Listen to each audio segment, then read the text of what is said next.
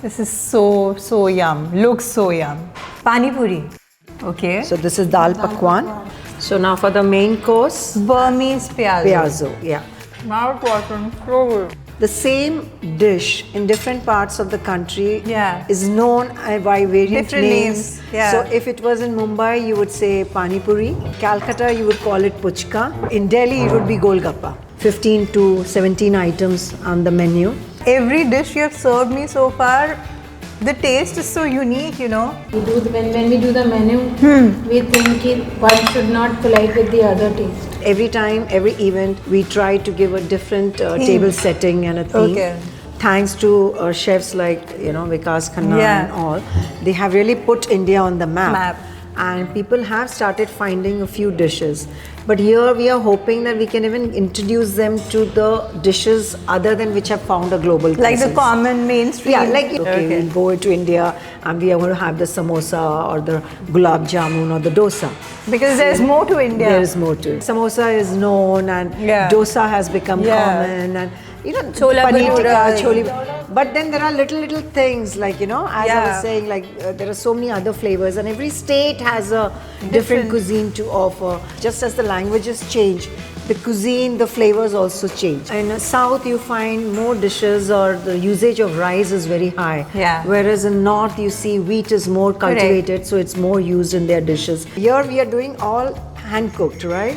So I can't do catering for like masses. And if I'm going to do a business wherein we are opening chains, I can't have that control on the flavors and textures. The first day we source the ingredients. Okay. So we go and we pick up from the local producers, whatever fruits and vegetables we need. Annam is a beautiful word. How did you arrive at it? Isha, Annam in Sanskrit means grain. And it specifically is more for rice, which is taken to be the most sacred grain. When we're talking of Annam, we talk about food which is nourishing the body and soul. If we put together intimate setting where people are bonding over shared meals, that whole experience is something which can't be recreated in a commercial space. And we are giving you a stress-free dining experience at the comfort of a home. Food is a underlining thread which connects your childhood memories, your good emotions, which you have experienced over your life. We have our Instagram page and we have our booking form on it. Hi everyone, welcome to the Good Life podcast. Today's episode is all about culinary adventure and a pure gastronomic experience. We're joined by two incredible culinary creators, Uma and Alka, the founders at Annam. Their home dining experiences are redefining the way we connect over food, showcasing vibrant flavors and textures that create lasting culinary memories. I hope you like. This is our signature drink. It's a homemade ginger ale. It's very refreshing. It's been made by Uma. Oh wow. Ginger and lemon. Okay. This is our mango bhel. Mango It's bhel. an Annam twist on the regular bhel that you have. Wow, this looks so delicious. Wow. I क्या है इसमें? So it's the mango season. So you're having both the ripe and unripe mango influence in this bhel. So now I'm serving you khaman dhokla chaat. Wow. So usually you have dhokla as a savory. Right? But we have given an Annam twist of making it into a chaat delicacy from Gujarat. This is so yum. Looks so yum. So the next item on the menu is your favorite. Wow. Pani puri. No, it's not pani puri. Pani puri, guys. No, it's not pani puri. This is puchka. Puchka. This is from Kolkata. Kolkata style. I've never tried. I'm so excited for This is this. the masala, which is the Kolkata style. And we have done two types of water for you. One, the normal Calcutta style. Calcutta style. Wow. And this is A the twist, Annam Annam twist. twist. So Okay. I think so you'll like it. Wow. What is this? This is Guava. guava. Wow. So it's very amusing that, the same dish in different parts of the country is known by various different names. Yeah. So if it was in Mumbai, you would say Pani Puri. Yeah. If you were in Calcutta, you would call it Puchka. Huh. And in Delhi, it would be Golgappa. And in UP, Pani ke Batashe? Pani ke Batashe, yes. Now important. So good. The fillings are all different. The flavors of the water are all different. The basic ingredients are different. So whatever catches your attention, आप अपनी recipe book में note करते हो wherever you're traveling. Nothing is noted. No, it's all up here. I guess it's all memorized. Wow, hats off. And Isha, it's just that every time we recreate, it's not. Some of the recipes I do follow the recipe per se, but many of the things are just intuition and flavors that and that experience. Now we have a chaat from Sindh. Okay. So this is dal pakwan. Okay. It's a very common chaat in Mumbai, but not known otherwise in other parts of India that much. Okay, so this has dal and papdi. Yes, made with a specific kind of a savory puri. Okay. And then it's been assembled together as a chaat. Yes. So crispy. Yeah. Delicious. So now for the main course. Burmese piazzo. Piazzo, yeah. Wow. So it's street food from Burma. Okay. It's very flavorful and quite similar to the chaat flavors in India. So the ingredients over here are some ingredients which are mainly used more in Burma, like the coconut milk. Tamarind is very, tamarind is used a lot. Heavenly. So good. And the good thing is that every dish you have served me so far, the taste is so unique, One tastes so different from the other. How do you manage that? So that's the curation we get into the detail. When we do the menu, we think one should not collide with the other taste. It's just a swad nahi hona chahiye. So typically, what's your preparation method and process like? Once we close down on the date for the event, we have a few sessions where we discuss what kind of a menu we want to plan. So we look at what's available in the market and whether it's the winter season or the summer season. Now the summers being in, that's why today we curated few charts for you. And once we have the menu decided, then about 3 days before the event, we first go and source. The first day we source the ingredients. Okay. So we go and we pick up from the local producers, whatever fruits and vegetables we need. And the second day we do pre-prep of things which are like chutneys and gravies. Yeah. And not the garnish. The gravies, the chutneys, or like if we had to do the papdi, those kind of things which are not perishable. And then the main cooking starts on the day of the event. Wow. So it's a long day then for us because at one time we might have 15 to 17 items on the menu. Yeah. So it's quite elaborate. This is just a sampler. We have much more. Okay. So then usually our day starts around 5 in the morning. Yeah, and of course we are helped and blessed with the help of our staff at home. So they help us to pre-prep the vegetables, the chopping and everything. But the main dishes are assembled and flavored by Uma or myself. And also a day prior to the event, we plan out the decor for the day, the theme, because every event, we try to give a different table setting and a theme. Okay. And do you want to expand into like a chain of your own restaurant? No, we are not into restaurant. This is not restaurant because here we are doing all hand cooked, right? So I can't do catering for like masses. And if I'm going to do a business wherein we are opening chains, I can't have that control on the flavors and textures. Like you may realize that many of the chains from different cities, when they open up in Delhi, they're not able to live up to the name of their parent original because it's very difficult to teach someone the nuances of a particular dish. It cannot be replicated. Yeah. Also, if you see on the global presence, there are very few dishes from India which have actually found, thanks to chefs like, Vikas Khanna and all, they have really put India on the map. And people have started finding a few dishes. But here we are hoping that we can even introduce them to the dishes other than which have found a global presence. Like the common mainstream. Yeah, like samosa is it's like samosa is known, and dosa has become common, and chola paneer tikka, chole.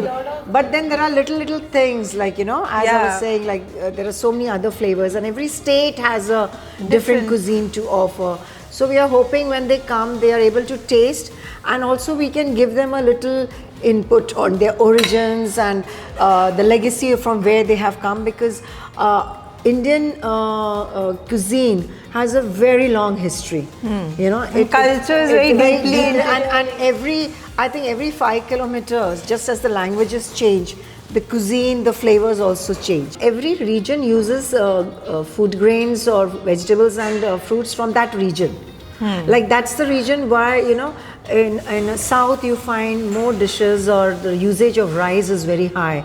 Whereas in north you see wheat is more cultivated, so it's more used in their dishes. There are very different,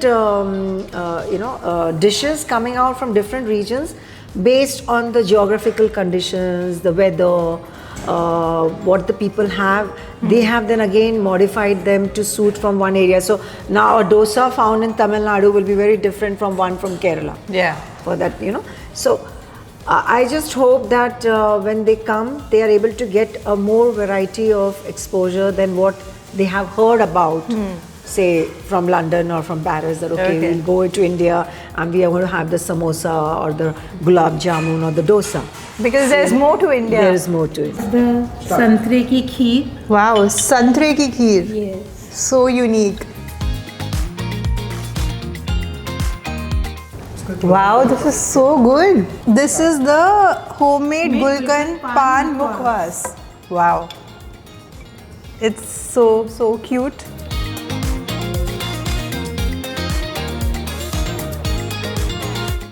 So this has pan.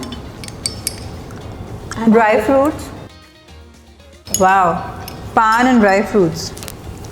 So good. I'm so excited to know about your journey. Can you tell us about how Annam originated and how did you get into home dining experience? Such a unique idea. Of course. Annam started with the idea, like we were all praised for our food, and we wanted to bring that vegetarian cuisine, as we both are friends. We have known each other for almost 2 decades. Wow, that's. And I wanted to make an identity for myself. Through that, कि people know me, like कि मेरे अंदर भी कुछ talent है. I wanted to just tell the people, or like show myself as a कि हाँ मैं कुछ कर सकती हूँ, अपना कुछ एक कर सकती हूँ. So we just discussed, and this way we got together, and Annam just started like that. So it started with pure love for cooking. That's how it started. Yeah, actually, I was an empty nester a few months back. And my daughter had been encouraging me that why don't you do something which is your passion. And over the years, as she said, we have been praised for our cooking. And I felt, nothing better than to use that passion to create a new venture. And start a new journey. And it's been my dream that, I want to showcase vegetarian food as a gourmet fine dining experience. And I want to share it with the masses, like with the community.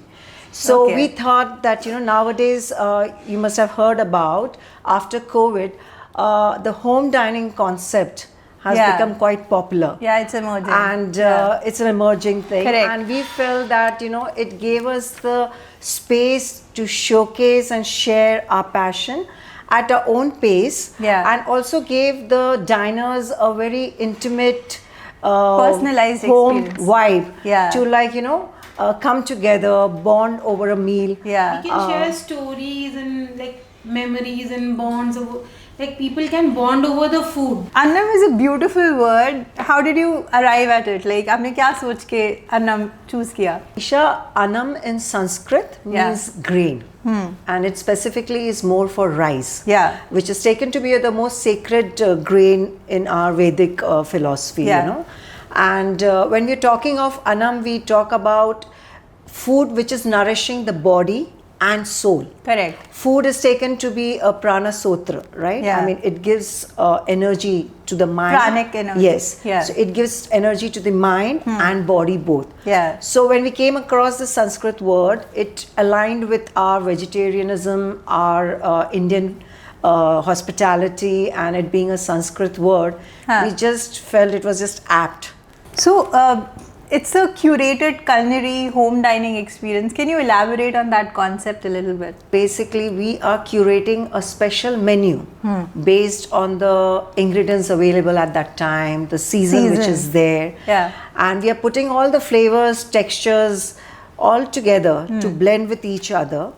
And we are giving you a stress-free dining experience at the comfort of a home. Right? And you are getting to be intimate, which is not possible in a restaurant. That's in so a true. small group. Like, you know, if people want to celebrate a milestone, say, Annam will take care of all your cooking and hosting part. And you can have your family or friends over. And they are going to feel as if you are hosting an intimate dining experience event for them. And you know, food is a underlining thread which connects your childhood memories, your good emotions, which you have experienced over your life, right? So when they get together, we have had someone say, "Oh, ye to meri dadi banati thi." This I'm having after so many years. Or if you had a travel somewhere and you had eaten a particular dish, and if Annam is able to create it for you, you just recollect the good times you had in that particular trip. And restaurants mein वैसे भी, if you see most restaurants, the menu is very similar, taste बहुत similar होता है. I think people are not really... Isha, over here we are very particular. We actually serve what we have been eating at our homes. So we source all the ingredients from the best premium quality from, you know, places like, you won't believe I'm getting spices from different parts of India. You know, and when we are going to the market also, we literally handpick all the vegetables and fruits. And our aim is to always give the best quality. We don't compromise on the ingredients. Over the years, when I actually started my married life, I didn't even know ABC on cooking. Oh, wow. So I learned over the years through various, you know, cookbooks like Tarla Dalal and Pak Pranali, and with dishes which I had grown up, my mom teaching me, or my mom-in-law teaching the dishes which were, you know, passed down by generations. And certain dishes which are from a specific area where we belong from. Similarly, I think she, growing up in Calcutta, had her own my own journey, but like at a very tender age I lost my mom. And that's how my kitchen journey started, because that time though I didn't knew the ABC of cooking. But धीरे-धीरे बोलते ना कि जब circumstances just push you towards that thing. But my brother was my biggest supporter then. He was like, whatever you make, however it tastes, I will have it. So, you know, when I made, and his praises, his support just gave me that confidence कि अच्छा मैं बहुत अच्छा बना रही हूँ. So how can people book an experience with Annam? We have our Instagram page and we have our booking form on it.